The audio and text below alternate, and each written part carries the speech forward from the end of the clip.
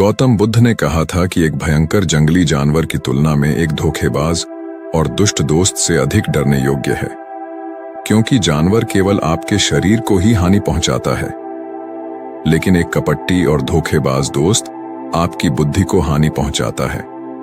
केवल एक बुरे दोस्त ही आपको उस स्थिति तक पहुंचा सकता है जहां आपको ऐसा लगता है कि यह दुनिया बहुत खराब है, यहां रहने का कोई फायदा क्या है।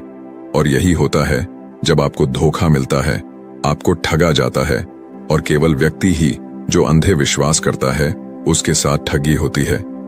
हम किसी को सीधे विश्वास नहीं करते हैं, विश्वास धीरे धीरे बढ़ता है, लेकिन समय के बाद यह विश्वास इतना मजबूत हो जाता है कि हम उस व्यक्ति के सामने अपनी आंखें, कान और मन बंद कर देते हैं। और फिर ऐसी स्थिति में होता है कि हमारे सबसे विश्वास योग्य व्यक्ति हमें सबसे ज्यादा धोखा देता है। हम दुनिया में विश्वास खो देते हैं और हम सभी को संदेह के साथ देखना शुरू कर देते हैं। वास्तविकता में यह दुनिया धोखे पर चल रही है। हम किसी न किसी को धोखा देते हैं, कहीं न कहीं या कभी न कभी अपने जीवन में, और दूसरे लोग भी हमें धोखा देते हैं। दूसरों द्वारा धोखा देना समझना संभव है, लेकिन हमने वर्षों से खुद को ही धोखा दिया है। हम अपने आप को ऐसी बातों को मनाते हैं ताकि हमें सच्चाई का सामना न करना पड़े, और हम अपने छोटे से दुनिया में खो जाते हैं। धोखा या विश्वासघात एक दोधारी तलवार की तरह होता है। हमें ऐसा लगता है कि हम दूसरे व्यक्ति को धोखा देकर उसे बेवकूफ बना रहे हैं, लेकिन यह कपटी तलवार हमारे सामने खरा व्यक्ति का गला उतना ही काटती है जितना कि ये हमारे गले को भविष्य में काटती है। आज की बौद्ध गति से आप यह जानेंगे कि हम धोखे और विश्वासघात से खुद को कैसे सुरक्षित रखें, और इस वीडियो के अंत में हम 10 ऐसे संकेत के बारे में सीखेंगे जो एक ठग और झूठा में पाए जाते हैं। एक जवान लड़का बहुत क्रोधित हालत में था और वह तबकर के जरिए स्वयं हत्या करने की सोच रहा था। जब वह पहाड़ी के शिखर तक पहुंचा तो उसने जोर से चिल्लाया कि यह दुनिया इतनी बुरी क्यों है, यहाँ सब इतने स्वार्थी क्यों हैं, क्या मेरे जीने का कोई मतलब नहीं है। उसी पहाड़ी के शिखर पर एक बौद्ध सन्यासी ध्यान में लीन था। उस जवान लड़के की उच्च आवाज सुनकर उसने संचय के साथ उठ गया। उसे एकदम समझ में आया कि यह जवान लड़का यहाँ स्वयं हत्या करने आया है। जब वह जवान लड़का पहाड़ी से कूदने ही वाला था, तभी बौद्ध सन्यासी ने उसका हाथ पकड़ा और बौद्ध सन्यासी ने उसे पीछे खींचा और कहा, क्या हुआ, क्या आगे का रास्ता खत्म हो गया है? जवान लड़का ने कहा, कौन सा रास्ता? यहाँ कोई रास्ता नहीं है, मैं यहां से कूदकर स्वयं हत्या करने जा रहा हूं। बौद्ध सन्यासी ने कहा, हर किसी को एक न एक दिन मरना होता है, लेकिन तुम इतनी जल्दी में क्यों हो? जवान लड़के ने कहा, क्योंकि यह दुनिया जीने के लायक नहीं है। यहां सभी स्वार्थी और धोखेबाज हैं। मैंने जिस पर भरोसा किया वो सभी ने मुझे धोखा दिया। मेरा अपना भाई ने मुझे धोखा दिया, मेरा दोस्त मुझसे धोखा दिया, लेकिन आज यह सब बहुत ज्यादा हो गया है। मेरी पत्नी भी मुझसे धोखा दिया। उसने एक अमीर व्यापारी के साथ फरार हो गई। इतने धोखे मिलने के बाद अब मुझे इस दुनिया में जीने का कोई मतलब नहीं है। एक स्वार्थ दुनिया में किसी पर भी भरोसा नहीं किया जा सकता, इसलिए मैं स्वयं हत्या करने जा रहा हूं। बौद्ध सन्यासी ने कहा, क्या तुम स्वार्थी नहीं हो? क्या तुम पर भरोसा किया जा सकता है? व्यक्ति ने कहा, मैंने किसी को धोखा नहीं दिया है, किसी से विश्वासघात नहीं किया है। अगर चाहो तो मेरे गांव जाकर पूछ सकते हो, लोग मेरा फायदा उठाते रहते हैं, लेकिन अब तक मैंने किसी के साथ बुरा नहीं किया है। बौद्ध सन्यासी ने कहा, मुझे तुम पर भरोसा नहीं होगा। तुम्हें मुझे यह साबित करना होगा कि तुम स्वार्थी व्यक्ति नहीं हो। व्यक्ति ने पूछा, इसे साबित करने के लिए मुझे क्या करना होगा? सन्यासी ने उत्तर दिया, तुम्हें अगले 1 साल तक मेरे आश्रम में मेरे साथ रहना होगा। फिर यह मुझे पता चलेगा कि तुम ईमानदार व्यक्ति हो या तुम भी दूसरों की तरह स्वार्थी और कपटी हो। व्यक्ति ने कहा, ठीक है, मैं आपके आश्रम में 1 साल तक रहकर खुद को साबित करूंगा। तभी बौद्ध सन्यासी ने उस जवान लड़के को अपने साथ अपने आश्रम में ले गया और उसे अपना शिष्य बनाया। अगली सुबह बौद्ध सन्यासी ने उस नए शिष्य को अपने पास बुलाया और कहा, मुझे तुम पर अभी भी भरोसा नहीं है, लेकिन तुम जाओ और भिक्षा मांगो, तब तक मैं तुम्हारे अन्य गुरु भाइयों को सिखाऊंगा। नए शिष्य ने गुरु को नमस्कार किया और भिक्षा मांगने के लिए जाने चला गया। उसने आज तक भिक्षा नहीं मांगी थी, इसलिए उसे भिक्षा मांगने में बहुत परेशानी हो रही थी। भिक्षा के लिए उसके मुंह से शब्द नहीं निकल रहे थे। उसका अहंकार उसे रोक रहा था। उसके अंदर उसका घमंड उठ रहा था। मास्टर को गलत साबित करने के लिए उसने भिक्षा मांगी और उस भिक्षा को लेकर वह गुरु के पास लौट आया। उसके हाथ में भिक्षा देखकर गुरु ने कहा कि तुम कम से कम किसी हद तक भरोसेमंद तो हो। मैंने सोचा था कि तुम भिक्षा मांगने में सक्षम नहीं होगे, लेकिन तुमने मुझे गलत साबित किया। मेरे साथ तुम मेरे गुंबद पर चलो। गुरु ने कहा, मुझे वहां तुम्हें कुछ दिखाना है। गुरु ने उस शिष्य को छतरी में ले गया। छतरी के ऊपर एक मटका लटक रहा था। गुरु ने मटके की ओर इशारा करके कहा, क्या तुम उस मटके को देख रहे हो? इसमें जहर है और यह जहर ऐसा भी है, अगर किसी को दिया जाए तो व्यक्ति बहुत ही आसानी से मर सकता है और कोई भी नहीं जानेगा कि वह कैसे मरा। जवान शिष्य ने कहा, लेकिन गुरुदेव, आप मुझसे ये सब क्यों बता रहे हैं? सन्यासी ने कहा, मैं तुम्हें बस चेतावनी दे रहा हूं कि कभी ताजगी से इसे न खाना। कुछ दिनों बाद गुरु अपने शिष्यों के साथ एक जंगल से गुजर रहे थे कि अचानक कुछ जंगली लुटेरे ने उन पर हमला कर दिया। सभी शिष्य अपनी जान बचाने के लिए इधर उधर भागने लगे, लेकिन अधिक उम्र के कारण गुरु भागने में सक्षम नहीं थे। इसे उस जवान शिष्य ने महसूस किया और उसने बहादुरी दिखाई और उसे उस लुटेरों से बचाकर उसे आश्रम ले आया। आश्रम पहुंचते ही गुरु ने सभी के सामने उस शिष्य की प्रशंसा की और कहा, मेरे नए शिष्य, तुम सभी से बेहतर है, जिसने मेरी जान को जोखिमों से बचाई और मुझे यहां सुरक्षित लाया। आज के बाद मुझे उस पर विश्वास है। उस दिन के बाद हर सुबह जब भी गुरु उस शिष्य से मिलते वो उसे एक बात कहते, मुझे तुम पर पूरा विश्वास है। धीरे धीरे गुरु का उस शिष्य पर विश्वास बढ़ता रहा और यह इतना बढ़ गया कि एक दिन गुरु ने शिष्य को अपने पास बुलाया और कहा, मेरे पास कोई पुत्र नहीं है, लेकिन तुम मेरे बेटे की तरह हो। मैं अब बूढ़ा हो गया हूं, इसलिए मेरी मृत्यु के बाद मैं चाहता हूं कि तुम इस आश्रम की जिम्मेदारी को अपने हाथों में लो। शिष्य ने कहा, गुरुदेव, अगर यह आपकी इच्छा है तो मैं भी आपके सुख के लिए इस जिम्मेदारी को संभाल लूंगा। यह कहते ही शिष्य चला गया। कुछ दिनों बाद गुरु बीमार पड़ गए तो उसने आश्रम के सभी शिष्य को बुलाया और घोषणा की कि युवा शिष्य उसके बाद इस आश्रम को संचालित करेगा। दिन धीरे धीरे बीतते गए और वह युवा शिष्य की मन की बेचैनी बढ़ने लगी। उसे जितनी जल्दी हो सके आश्रम को कब्जा करना था। वह हर सुबह गुरु के पास जाता, उनकी सेहत पर कोई प्रभाव पड़ रहा है या नहीं देखने के लिए, लेकिन गुरु की सेहत दिन प्रतिदिन ठीक हो रही थी। अब उसकी सहन शक्ति का बांध टूट रहा था। उसकी रातें नींदहीन हो गई। वह हमेशा सोचता रहता था मास्टर को कैसे रास्ते से हटाया जाए और कोई भी न जाने। कभी कभी उसे यह ख्याल आता था कि मास्टर को नदी में धक्के मार दूं, लेकिन अगले ही पल उसे यह अनुभव होता कि मास्टर एक अच्छा तैराक है, वह तैर कर निकल जाएंगे। कभी कभी उसे यह विचार आता था कि वह मास्टर को गले दबाकर मार देगा। सभी जानते हैं कि मैं मास्टर का विश्वास पात्र हूं, इसलिए किसी को भी मुझ पर संदेह नहीं होगा। लेकिन फिर वो सोचते हुए अपने आप से वो बात करता है कि यदि थोड़ी सी गड़बड़ी अगर हो गई तो हालात और बिगड़ सकती है।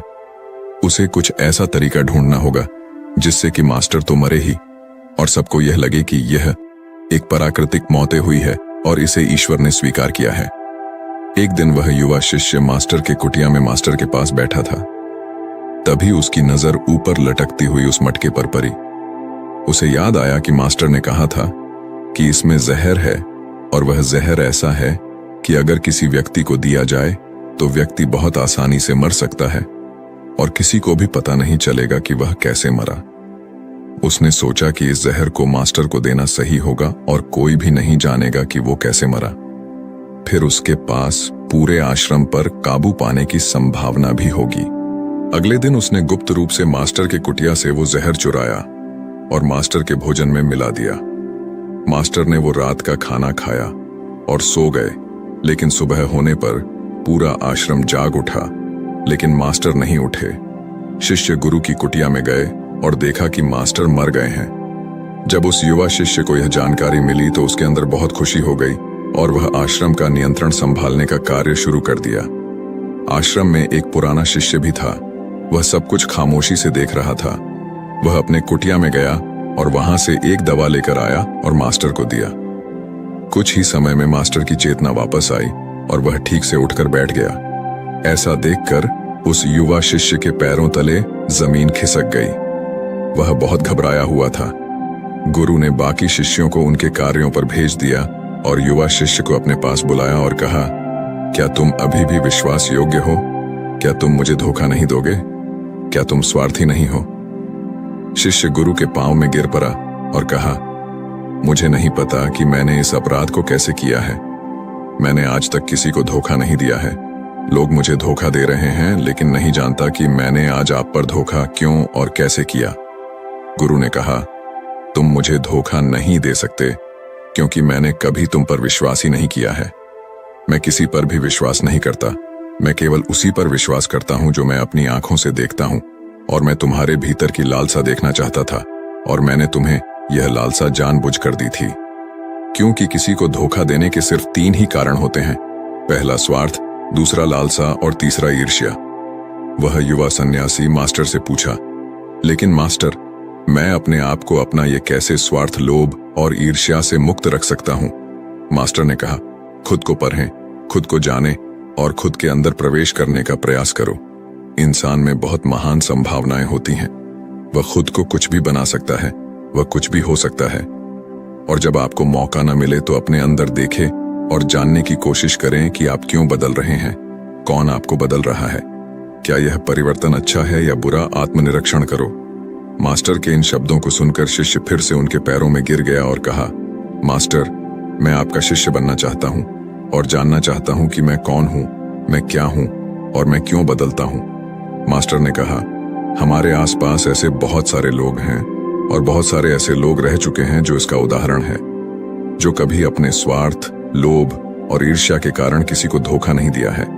वह किसी का विश्वासघात नहीं करते।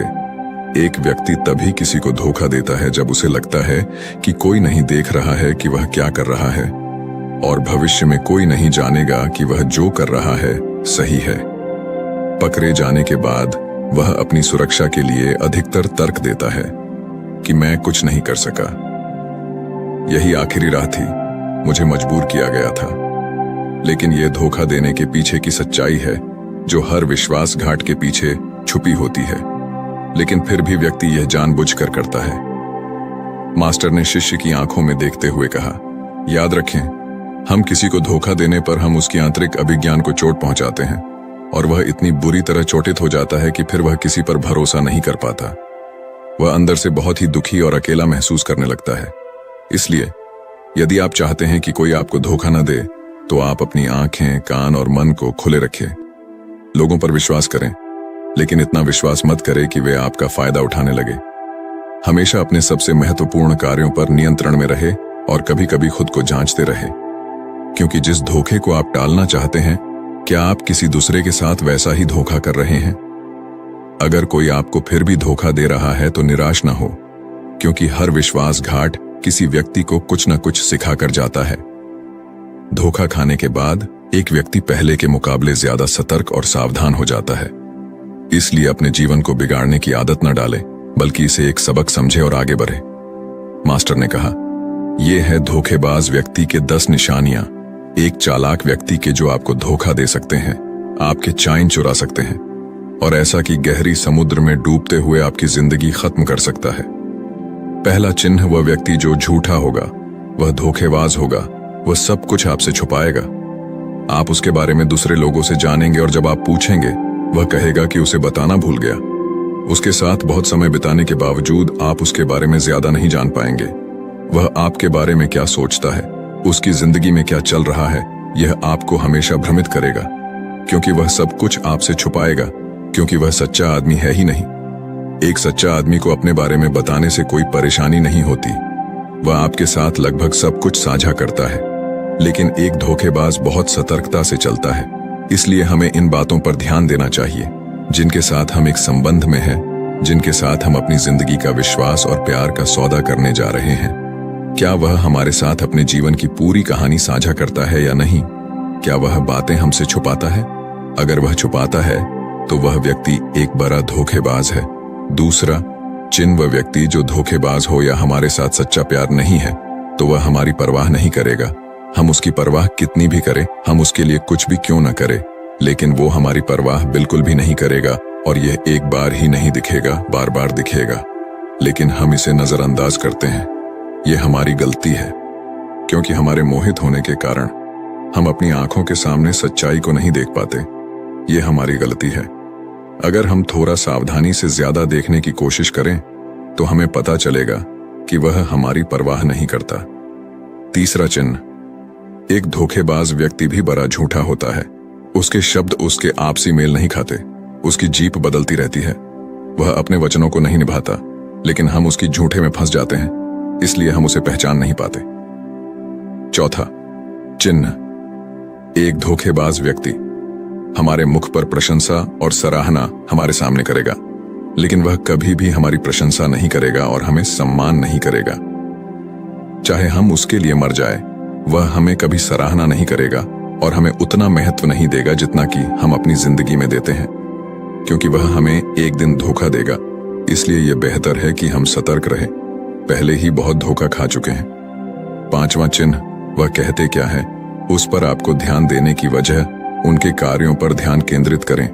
बात करना बहुत आसान है, लेकिन करना बहुत ही मुश्किल होता है और अधिकांश लोग इन बातों पर फंस जाते हैं। इसलिए चाहे वह आपसे कितनी भी बातें करें, आपके साथ कितने वादे करें, जब तक वह उसे दिखाने का प्रदर्शन नहीं करता, तब तक उस पर विश्वास न करें। छठा चिन्ह, यह अक्सर प्यार के संबंध में देखा जाता है कि एक धोखेबाज व्यक्ति उस व्यक्ति को कैसे पकड़ता है जो उससे प्यार करता है, जैसे कि उसके सामने हमेशा उपलब्ध होता है। वह कहीं नहीं जा रहा है, वह उसके लिए यहां रहेगा। उसे न तो सम्मान करेगा और न ही सम्मान देगा, और अगर सम्मान के लिए विनती की जाए तो वह उसे और अधिक अपमानित करेगा। यदि आपको संबंध में किसी से विनती करनी हो तो मुझसे समझो कि उसमें आपके लिए प्यार नहीं है जो वास्तव में आपसे प्यार करता है। वह चाहेगा कि आपके साथ अधिकांश समय बिताए, जिससे आप समय के लिए विनती करें। समझो कि उसमें आपके लिए प्यार नहीं है। सातवां चिन्ह, वह हर चीज के लिए समय निकाल सकता है, लेकिन कभी भी आपके लिए समय नहीं निकालेगा। वह अपने जीवन में आपके लिए कुछ भी नहीं छोड़ेगा, लेकिन आपको कभी नहीं छोड़ेगा। वह तभी आपसे बात करेगा जब उसे मन करेगा, न कि जब आपको उनकी जरूरत होगी।